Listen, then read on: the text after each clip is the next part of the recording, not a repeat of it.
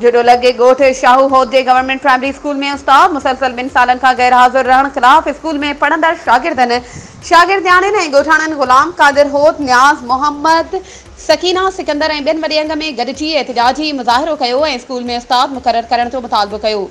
इन मौक़े ते हुननि चयो त असांजे ॻोठ जे स्कूल में मुक़रर मास्तर 2 सालन खां गैर हाजिर आहिनि। उस्ताद स्कूल अचण जे बजाय घर वेठे पघार खणी रहियो आहे। असां बार बार तालीम खाते के लाॻापियल ऑफिसरनि टीईओ डायरेक्टर तालीम सेक्रेटरी तालीम वज़ीर आला सिंध सूबाई वज़ीर तालीम तोड़े गवर्नर सिंध ऐं चीफ सेक्रेटरी सिंध के लिखत ने मुख़्तलिफ़ वक़्तनि ते दरख़्वास्तूं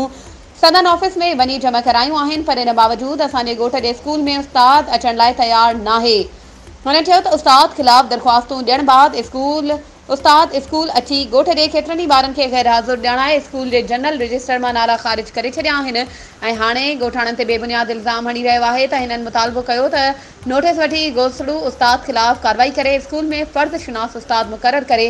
तदरीसी अमल बहाल कयो वञे। वधीक ख़बरुनि ऐं अपडेट्स जे लाइ असांजे चैनल खे सब्सक्राइब कयो ऐं हा बेल आइकन खे प्रेस करणु न विसारिजो त जीअं असांजी हर नई अचण वारी वीडियो तव्हां ताईं पहुचे।